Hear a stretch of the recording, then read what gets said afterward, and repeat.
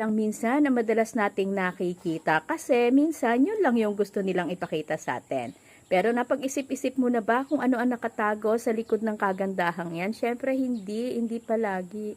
Yan o, kita mo yan, syempre ang dami pa rin kalat, ang dami pa rin damo, di na matapos-tapos. Di naman sa nagre-reklamo ko guys ha. Pero yun kasi realidad ng buhay. Napag-isip-isip ko lang, sa totoong buhay ganyan din yan.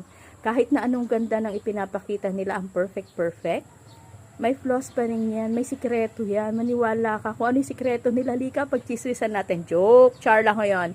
Merong mga tinatago or merong kanya-kanyang mga kwento sa likod ng mga nakikita natin. So, wag judgmental and happy-happy lang, ganun.